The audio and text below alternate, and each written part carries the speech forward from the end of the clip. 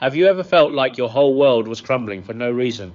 Like the people you loved started pulling away, the opportunities dried up, and the very ground you were standing on started to shift beneath your feet?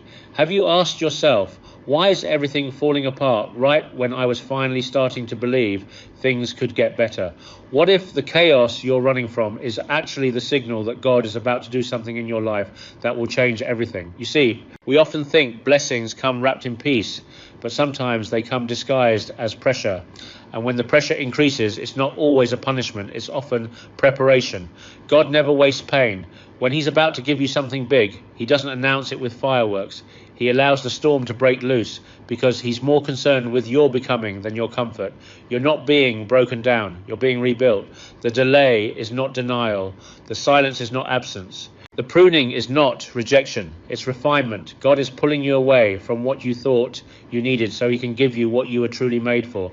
But here's the hardest part. He rarely gives you the blueprint in advance. He gives you a stirring, a sense that something is shifting, and then he waits to see how you respond when everything feels uncertain. You thought you were being buried, but you were being planted. You thought it was the end, but it's only the turning point. So if your world feels shaky, if your soul feels restless, if the people you counted on are walking away, don't panic. You are closer than you think. This is not destruction. This is divine construction. You're not being punished. You're being positioned. You're not losing control. You're stepping into calling. They told you to be patient, to wait on God's perfect timing. Charming, but they never told you how hard that waiting would feel. They didn't tell you about the nights you'd spend questioning if God still heard you. They didn't warn you about the silence, the kind that echoes through your chest louder than any answer. You've been faithful, you've prayed, you've worked, you've tried to stay hopeful, and yet nothing seems to be moving. No breakthrough, no clear sign, just delay after delay. And if you're honest, part of you is starting to wonder if maybe you missed it, maybe God changed his mind, maybe you're not chosen after all. But what if the delay is the very evidence that you are? See, delay isn't denial, it's design. God's not just preparing what you're praying for, he's preparing you for what you're about to carry. He's not just setting the stage for the blessing, he's building the character in you that can handle it when it comes. And that part, the becoming part, is slow, it's sacred, and yes, it's painful. But it's not empty, it's necessary. I knew someone like you once. His name was Marcus, a talented designer from Atlanta, fresh out of school, full of passion and drive. He had vision, bold, God-sized dreams of starting a creative firm that would help tell stories that mattered. He had the plan, the portfolio, the pitch, but nothing clicked. For almost 4 years, every opportunity slipped through his fingers. Friends got hired. Others gave up. Marcus stayed faithful, but each passing month tested his resolve. He cried out to God more times than he could count. What more do I need to do? But the heavens stayed quiet. What Marcus didn't see, what none of us do while we're inside the delay, was how God was moving behind the curtain. The silence wasn't absence, it was construction. In that time, Marcus built more than designs. He built discipline. He served at his church. He helped local non-profits for free, honing his craft in ways a paycheck never would have taught him. And then one day, a non-profit director he had quietly helped for years introduced him to someone who needed a campaign. That someone turned out to be the lead creative director of a national brand. Within a year, Marcus's firm launched with more work than he could handle and a purpose that went far deeper than profit. If he had been successful earlier, he would have never built the humility, the spiritual depth, the clarity that now anchored his vision. What looked like a delay was really a download, a divine installation of everything he needed to sustain the promise once it came. That's the part no one talks about. Everyone wants the promise. No one wants the preparation. But the truth is, if you skip the wait, you forfeit the wisdom. And God doesn't bless what you can't sustain. That's why he waits. That's why he lets doors stay closed. That's why he removes things you thought you needed. Not to hurt you, but to hollow out space inside you. Because what's coming is weighty, it's sacred, and it requires a you that's not just excited, but equipped. So if you're in the delay, I need you to stop despising it. Start leaning into it. Stop calling it punishment. Start recognizing it as protection. The longer it's taking, the deeper the roots are growing. God is not in a hurry. He is building something inside you that will last. He is stretching your faith so that when the breakthrough comes, your character won't collapse under its weight. I know it's hard to hold on when nothing seems to be happening, but trust me, God is not idle. He's aligning everything. He's pruning your path. He's stripping away what can't come with you. He's testing your obedience. when it looks like nothing is working, just to see if your faith is anchored in outcomes or in Him. And when the moment is right, and it will come, you won't have to chase it, it will arrive, and you'll recognize that every delay, every closed door, every silent night was God getting you ready. You'll stand in the promise, and the version of you that shows up won't be confused or frantic. It'll be someone who has learned how to carry blessing with humility, someone who leads with peace, someone who knows the value of the valley because you've walked through it, prayed through it, cried through it, and you came out refined. So don't rush it. Don't force it. Don't measure God's faithfulness by your timeline. Measure it by His track record. He's never been late. He's never failed. And He's not about to start now. The delay is not the end. It's the setup. It's the training. It's the preparation for the extraordinary. The blessing is still coming. And when it arrives, you'll finally understand why it had to take so long. Because now you'll be ready to carry it. Have you ever begged God for a sign and got silence instead? Have you ever cried out in the night, waited for a word, a whisper, anything, and received nothing but stillness in return? The kind of stillness that makes you question if you've been forgotten, the kind that presses down on your chest like weight you can't shake. Silence can feel like abandonment. But what if it's not? What if that silence is the very method God uses to train those He's raising to lead? Not the loud ones, not the flashy ones, the ones who will carry responsibility that doesn't come with applause and weight that doesn't come with recognition. There's a story I rarely tell. It's not because it's private, it's because most people wouldn't see the value in it until they're living it. A man named Jason, mid-30s, lived just outside of Philadelphia. Everyone thought he had it all figured out. College degree, stable job, Sunday mornings in church, sharp suit, Bible in hand. But inside he was falling apart. He felt a calling, real, heavy, undeniable. A calling to lead, to build, to speak. And for a while doors started opening. He was invited to small groups, then conferences, then meetings with leaders he once only watched from afar. It felt like God was fast-tracking him. Until one day everything stopped. The calls stopped. The invitations dried up. His name faded from the schedule. No explanation, no warning. Ding. Silence. Jason thought he had failed God. Maybe he'd said the wrong thing. Maybe he missed the mark. He searched his heart, repented of things he wasn't sure were even sins. He fasted, he waited, still nothing. 6 months, then a year, then almost 2. 2 years of no recognition, no stage, no title. Just him, a Bible, and silence. And that silence started doing something to him. It broke his pride. It stripped away performance. It quieted the noise of needing to be seen. And in that quiet, something else rose up, a depth he never had before. He began to hear God in different ways, not in claps or confirmations, but in correction, in clarity. He realized that what God was after was not his gift. It was his heart. The stage had become an idol. Leadership had become a mask. So God silenced the noise, not to hurt him, but to heal him. That's when everything changed. Now stop here. Ask yourself something deeper. Why is God so quiet right now in your life? Why, after all your faithfulness, all your prayers, all your discipline, does it seem like heaven is holding back? What if it's not punishment? What if it's private mentorship? What if you're not being excluded, but invited into a sacred space where only the refined are allowed? Because here's the truth no one tells you. Before God speaks through you, he trains your ability to hear him in secret. If you can't lead in silence, you're not ready to speak in noise. If your identity is built on response, you will crumble in resistance. And here's the emotional peak you need to sit in. What if this silence is the greatest sign that you are being chosen? Because God doesn't waste his deepest training on those he has no intention of trusting with real weight. The silence isn't proof that he's absent, it's proof that he's near. But he's not talking to impress you, he's watching to develop you. Think about it. When Jesus was in the wilderness, there were no miracles, no crowds, just him and the silence. And that's where he overcame temptation. That's where he received clarity. That's where he became unshakable. If Jesus had to go through it, well, what makes you think you won't? This is the part where you need to listen closely, because there is a danger in misinterpreting God's silence. When you think silence means rejection, you will try to fill it with noise. You'll reach for distractions, for outside validation, for quick platforms and rushed plans. But if you do that, you'll exit the training early. You'll walk out of the process half-formed, and the weight you are meant to carry will collapse you instead.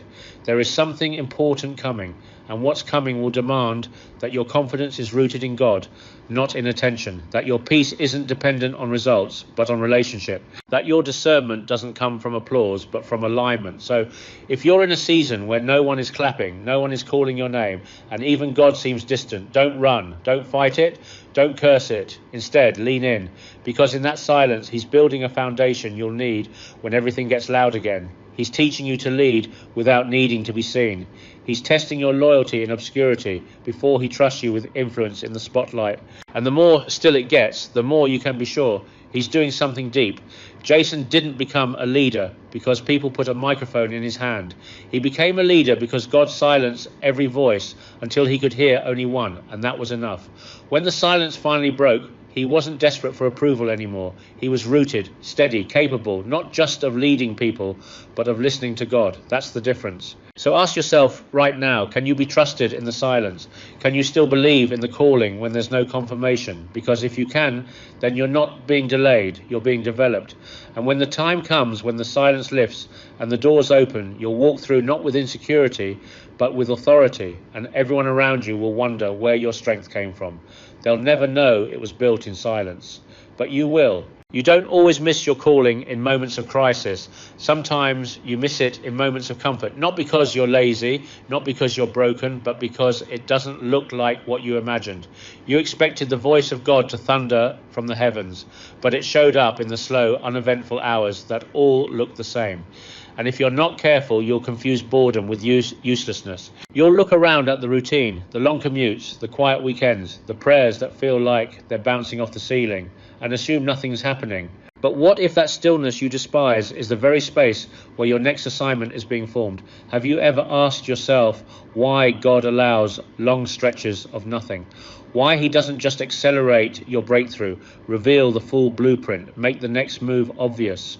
Why he lets days blend into weeks and weeks into months where you feel more like a spectator than a participant in your own purpose? What if the real test isn't in how you handle the spotlight, but in how you move when no one's clapping? I want you to think about someone. Her name was Rachel, lived in Charlotte. She wasn't a preacher, wasn't some loud voice online, just a quiet school counsellor who felt like her life was supposed to mean more. For years she got up, made coffee, sat through the same staff meetings, listened to the same stories. Her dream was buried somewhere between carpool duty and unanswered emails. But every now and then, on her drive home, when the sun cut across the highway just right, she'd feel it, that ache, that whisper, there's more. And she started asking God, where is it? Where's the thing I'm supposed to do? Why does every day feel so forgettable? But what Rachel didn't see, what most of us miss, is that God had already given her an assignment. It was hidden in the ordinary. A troubled student who showed up crying in her office day after day. A colleague battling depression who never told anyone but always lingered a little longer when Rachel stayed late. A community centre that needed volunteers. Quiet ones, dependable ones, not stage seekers. Rachel's breakthrough didn't come with a platform. It came with consistency. While she was busy looking for a burning bush, God was handing her small fires and asking, will you be faithful with this? Now stop. Ask yourself, how many moments have you dismissed because they didn't look big enough? How many days have you labelled boring that God was calling holy? There's a lie we've believed, that if it's not dramatic, it's not divine. But I want to warn you, boredom can become blindness. You can miss your greatest growth season simply because it doesn't feel exciting. And this is the emotional peak. This is where it either breaks you or builds you. What if the miracle you're waiting for has already started and you've just been too distracted to notice? What if heaven is watching how you treat the small thing before it ever hands you the big thing? Because here's the truth, God is not looking for people who crave attention. He's looking for people who steward assignment, the ones who don't complain when the room is quiet, the ones who keep showing up, who keep praying, who keep doing the work when there's no applause, no validation, no visible reward. Rachel's story didn't go viral, but it rippled. That student she counselled, she's now studying to be a counsellor herself. That colleague, he's still alive. That community centre, it grew because of her quiet leadership. One day, a local news station highlighted their impact. Rachel didn't even know she'd been the reason for the turnaround. She had been so focused on doing the work, she hadn't noticed the legacy forming behind her. That's what happens when you treat boredom as assignment. God uses it, multiplies it, honors it, but not before he watches how you hold it. And here's the transition you have to make. Stop waiting for the mountaintop. Look at the ground you're standing on. It might be your assignment already in motion. God doesn't need loud, he needs loyal. He doesn't need perfect, he needs present. So when the routine feels unbearable, when the silence stretches longer than you expected, when the passion starts to fade and the days all blur together, don't give up. Don't search for escape. Look for purpose. Ask yourself, what is God training in me right now that I'm too distracted to see? Because he's not delaying your purpose, he's digging your foundation. And when the time is right, what you've built in silence will speak for itself. Boredom is not your enemy. It's the test most people fail. It's the filter that separates the ones who need a stage from the ones God can trust to build one. So don't just endure it, engage it, ask what's hidden in it. What if the breakthrough isn't coming later? What if it's already here, disguised as a Monday? Before God blesses you with more, he listens. Not to your prayers, but to your patterns, to the tone you use in private, to the way you speak when you think no one's listening. Because before he hands you the promise, he checks your voice. Not your volume, not your vocabulary, but your integrity, your honesty, your restraint, your emotional discipline. Because the way you speak during pressure is the echo of who you really are. There's a story that stayed with me about a man named Tyler. He wasn't a preacher, he wasn't famous, just a small business owner from Cincinnati trying to survive the slow grind of building something meaningful. For 8 years, Tyler pushed, marketed, cold called, hustled. There were wins, but they were scattered, and the setbacks hit harder than anyone ever saw. But what stood out most wasn't how hard he worked, it was how he talked. I don't mean professionally, I mean personally, privately. In the car after a bad meeting, at night alone in his apartment when another deal slipped away. Most people in that place curse the silence, speak death over their dreams, start blaming God, themselves, or the world. But Tyler didn't. Every night, when disappointment visited again, he'd say out loud, I don't understand this season, but I trust you in it. He didn't feel like saying it. He had no proof things would get better, but he chose his words like someone who knew heaven was listening. And that right there is the test most people don't realize they're taking. The voice test. God already knows what you do when things go well. He wants to see what comes out of your mouth when nothing seems to be working. Because your words reveal your faith long before your actions ever do. Let me ask you, how are you speaking in this season? When the emails go unanswered? When the promotion passes you by? When you feel invisible, left out behind? Are you still blessing what hasn't arrived yet? Or have you started cursing the ground where the promise is supposed to grow? Because what you say right now is a preview of how you'll handle what's coming. And if your voice can't handle the weight of silence, how will it carry the weight of success? Here's the emotional peak. What if the delay you're experiencing isn't about the timing, but about the tone? What if the blessing is ready, but your words are still out of alignment? What if God is waiting for your confession to match his promise before he releases it? This is where the danger lives. Because if your voice starts echoing fear more than faith, bitterness more than belief, he may need to delay your next level, not to punish you, but to protect what he's giving you. There's a reason the Bible says life and death are in the power of the tongue. It's not metaphorical, it's spiritual architecture. You build your future with the bricks of your daily speech. And every frustrated whisper, every passive-aggressive complaint, every doubtful joke you make about your own calling, it matters. Your voice is either watering the seeds of your destiny or poisoning the soil they're buried in. So what are you growing? And this is where the shift happens. Tyler didn't see results for a long time, but his language stayed steady, hopeful, humble, faith-soaked. Eventually his story turned. A former client reappeared with a contract that changed everything. His business scaled. His reach grew. But it wasn't the money that marked the moment. It was the clarity. He realized the breakthrough didn't start with a signature. It started with his speech. God had been listening long before anything changed. So if you're in a season where you're tempted to vent, to spiral, to speak against your own promise, pause. Guard your voice like it carries weight, because it does. Speak like someone already trusted with greatness. Because the blessing that's coming will require a voice that can lead, not just survive. A voice that carries peace into chaos. clarity into confusion, honor into rooms where ego dominates. That voice isn't developed in spotlight, it's forged in struggle. And here's the final truth. The next level you're asking for is already echoing your name in heaven, but it's waiting to recognize your voice, not just the words you say on Sunday, the ones you speak in traffic, at the kitchen sink, in the lonely hours. Because when your voice reflects the character God is building in you, that's when the door opens. That's when the wait ends. That's when the blessing doesn't just arrive. It stays, so speak wisely.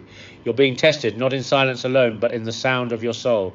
And someone is listening. Everyone wants the miracle, but no one wants to move without a map. We wait for signs, for clarity, for confirmation. We pray for a breakthrough, but when it doesn't come packaged with certainty, we freeze. But what if the sign you're waiting for isn't coming because it's waiting on you?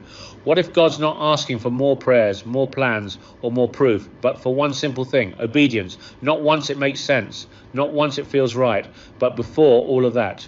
Let me tell you about Michael, a regular guy from Indianapolis. Worked in logistics, paid his bills on time, had faith, but nothing radical. But something started stirring in him. It wasn't loud, it wasn't dramatic, just a quiet nudge. Start the business. No lightning bolts, no divine visitations, just a sense, a weight that wouldn't go away. He brushed it off. Who was he to run a business? He wasn't the entrepreneurial type. No MBA, no startup capital, no connections, just that whisper. But the longer he waited for clarity, the heavier the weight became. Until finally Michael sat on his porch one evening, looked up at the dark sky and said, God, if this is really you, give me a sign. But the sign didn't come. Not that day, not the next. Days turned into weeks, weeks into months. He started to think maybe he'd imagined it all. Until one night, while driving home from a shift he hated, something shifted in him. He realized the lack of signs wasn't God's silence, it was God's strategy. God wasn't going to show him the whole staircase. He was waiting for him to take the first step. Here's the question I need you to ask yourself. What if the next chapter of your life is being held back, not by delay, not by the enemy, but by your hesitation? What if the miracle you've been waiting on is already set in motion, but it's stuck behind your inaction? Obedience isn't just about morality, it's about momentum. God blesses movement. He rewards faith that walks before it sees. Here's the emotional peak you cannot ignore. Too many people are praying for breakthrough, but living in pause. We make inspiration our idol. We want to feel ready before we move. But what if readiness never comes? What if God doesn't send a feeling? He sends an instruction. And your obedience is the bridge between the life you have and the life you've been praying for. The step before the sign is the hardest one to take. But it's the one that proves what you believe. Because let's be real, anyone can obey when they understand. But trust, real trust obeys before the path is visible. And this is where most people miss it. They wait until it makes sense, until it's safe, until someone else validates it. But by the time all that happens, the opportunity is gone. Because here's the mystery, God rarely explains what he can only show. He's not calling you to figure it out. He's calling you to move. And if you keep waiting for the perfect moment, you'll stay stuck in a season that was never meant to last this long. Michael finally said yes. No plan, no blueprint, just faith. He registered the business that night with trembling hands. For a while, nothing changed, but something in him did. His confidence grew, his faith expanded. 2 months later, a friend connected him with a mentor. 6 months after that, he landed his first client. Within a year, he left his job. And to this day, he'll tell you the turning point wasn't the moment money came in. It was the night he obeyed without a sign. Because God wasn't testing his skills, he was testing his surrender. So what about you? What are you holding off on because you're waiting for more information? What dream have you delayed because you don't feel qualified? What door has God already cracked open, but you haven't walked through it because the hallway looks dark? Here's your warning. The blessing is real, but it requires a response, a move, a choice. Don't let overthinking become the enemy of your obedience. Don't confuse God's silence with his absence. And don't wait for the sign to move when you are the sign he's waiting on. Your faith is not measured by how loudly you believe in public. It's measured by how quickly you act in private. So take the step. Make the call, start the thing, write the vision, not because everything is clear, but because you know who's calling you. And when you do, the signs will come, the confirmation will follow. But it won't precede the step, it'll validate the one you were bold enough to take. This is how heaven moves, one act of obedience at a time. So don't wait for inspiration, walk in obedience. That's the step before the sign. That's the difference between wandering and walking in destiny. And that's where everything changes. You didn't go through all that pain for nothing. You didn't cry those prayers in the dark, carry that weight in silence, walk through that season of silence just to end up the same. No, you didn't survive for nothing. Everything that tried to break you was shaping you. Everything you thought was working against you was secretly building the strength you would need for what's next. And this right here, this moment, is not the end of your struggle. It's the turning point. You're not who you were when this started. You're wiser now, stronger, quieter, but more powerful. You've been refined, you've been stretched. And though you may not see the full picture yet, trust me, God's hand never left you. You were never forgotten. You were being hidden until the time was right. Hidden not to be overlooked, but to be developed, to be sharpened, to be made ready. And now you're standing on the edge of everything you prayed for, everything you suffered for, and the only thing left is to walk into it. One day you'll look back at this moment and realize this was the shift. This was the night it all began to change. The night you stopped asking why it was so hard and started realizing it had to be. You'll remember the version of yourself who kept going even without a sign, who chose to trust instead of turning back, and you'll understand what felt like a breakdown was actually your becoming, because you weren't being punished, you were being positioned. This is what you were made for, not for comfort, not for ease, but for purpose, for power, for calling. You were made to carry something greater than your pain. And now heaven is watching to see what you'll do with the preparation. Don't let this moment pass like all the others. Declare it, mark it, move with it. If this message stirred something in your spirit, I want you to drop it in the comments right now. I'm ready, not I hope, not maybe. Declare it, speak it. I'm ready. Subscribe for more faith-fueled clarity, because the breakthrough isn't coming, it's already in motion. The shift has started, the doors are about to open, and you're finally ready to walk through them, because this is what you were made for.